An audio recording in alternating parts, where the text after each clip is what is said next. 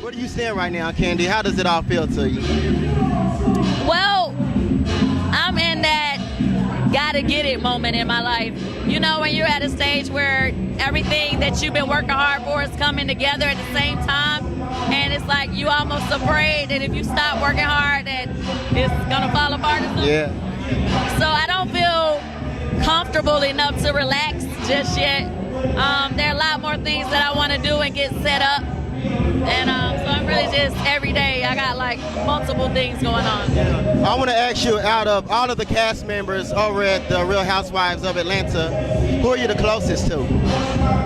Phaedra. Who? Phaedra Park. I thought you was going to say Nene. Everybody know that. Everybody knows. Yeah. Phaedra and I, we have a lot of fun together, and we hang out outside of the show. So are you looking forward to doing any more writing, any more singing? You are. Definitely. I just came back from LA just a couple weeks ago for a songwriters conference, and I was co-writing with so many different producers and writers, and all of them have a lot of big credits under their belt. So I can't wait to see what happens with the songs that we wrote. Yeah. So when you were writing No Scrubs, how did it come about, and what was the process like getting that into the hands of TLC?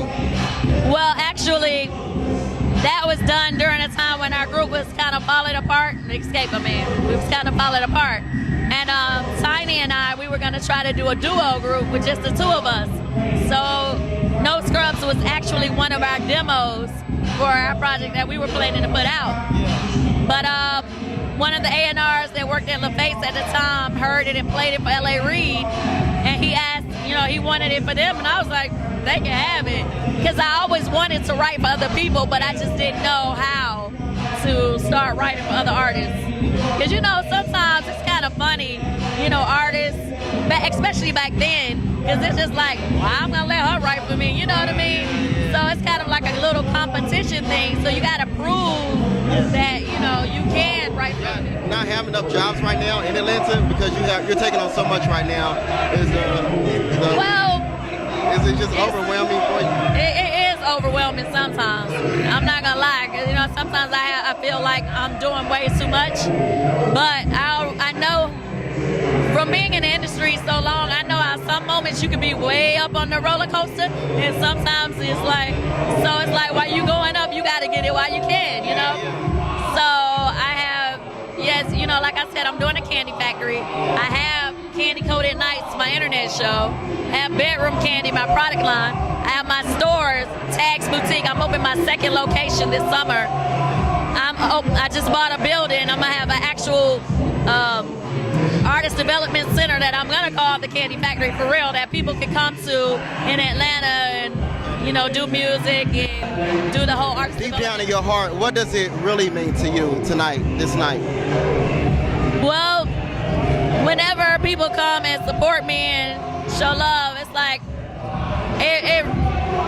I really appreciate it, and it means a lot to me, because I think that to be in the industry as long as I have, and people to still support me and still want to even get an autograph, it's a big deal to me, because I have so many people that I came in the industry with that they're no longer doing it anymore. So, I know a lot of people think, oh, she's been doing this, it's not hard for her, but no, to me it's harder to keep it going than it is to just get it for the first time. You get what I'm saying? Yes. So, I signed my first deal when I was 16. My birthday's next week, I'm gonna be 36. So that means I've been in the industry officially for 20 years.